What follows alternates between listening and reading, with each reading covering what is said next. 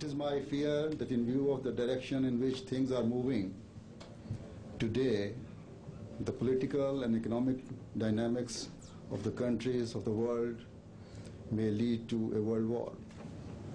Therefore, it is the duty of the superpowers to sit down and find a solution to save humanity from the brink of disaster. You understand at a profound level that promoting religious freedom is an essential building block for peace and stability here and throughout the world. In this we are allied with His Holiness, a courageous champion of religious freedom and of peace. Allah ilaha illallah wahdahu la sharika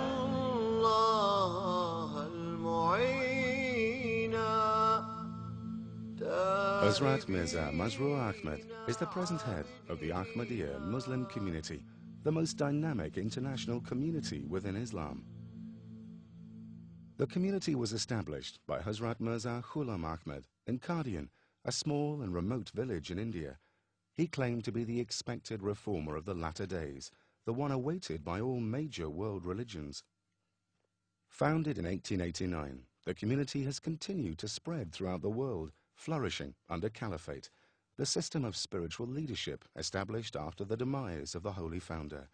The current successor of this movement, Hazrat Mirza Masroor Ahmad, continues the work of the Holy Founder to revive the spiritual and moral state of mankind.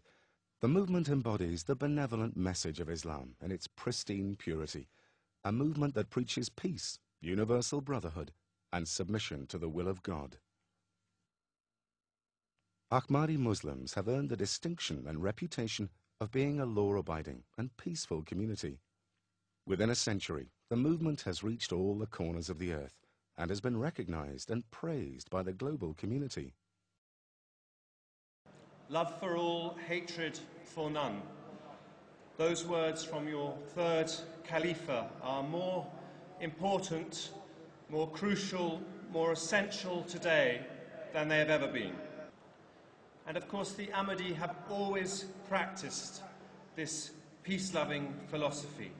I am gladdened and inspired by the fact that the Ahmadis not only preach a message of love, friendship and understanding, but practice it fully in the way you include and invite others to share your gathering. An injunction to love all and to hate none is the avowed guiding principle of the Ahmadi life.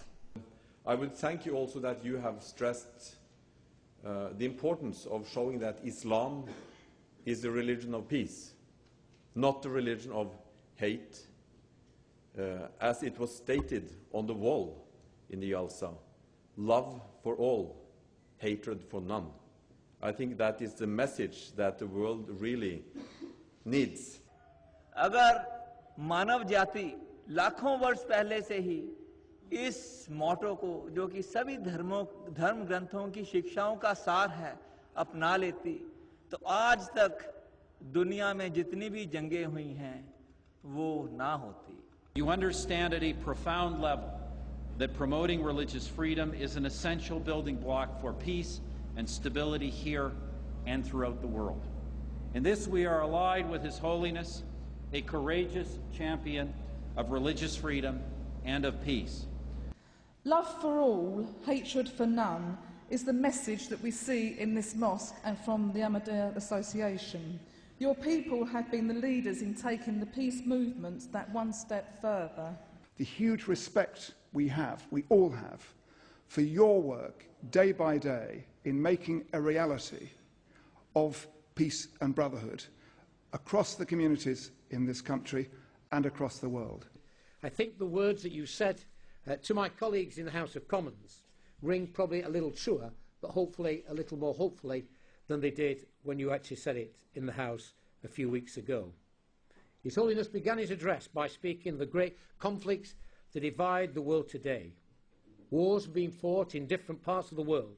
He worried of even greater problems. He then went on and said, "It is my fear that in my view of the direction in which things are moving today, the political and economic dynamics of the countries of the world may lead to world war.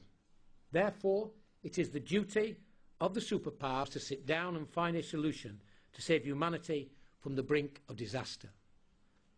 They were words, Your Holiness, I think, that were taken very seriously by all who were there at that meeting.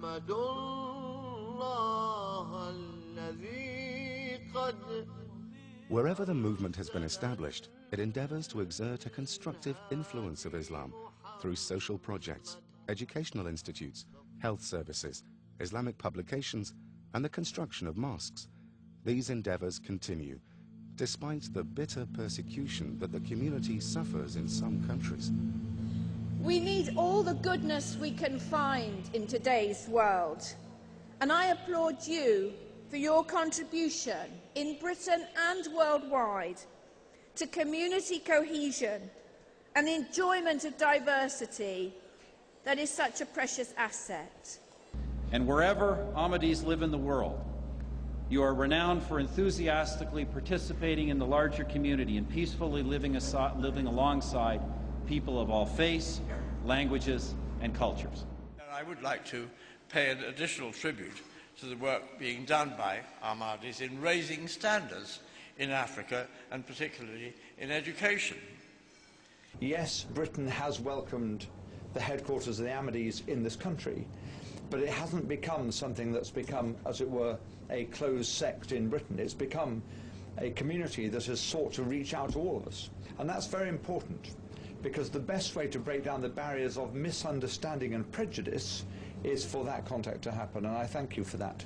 The Ahmadiyyan community contribute hugely to interfaith forums, to the richness of our community, and that is the same that's reflected across our nation.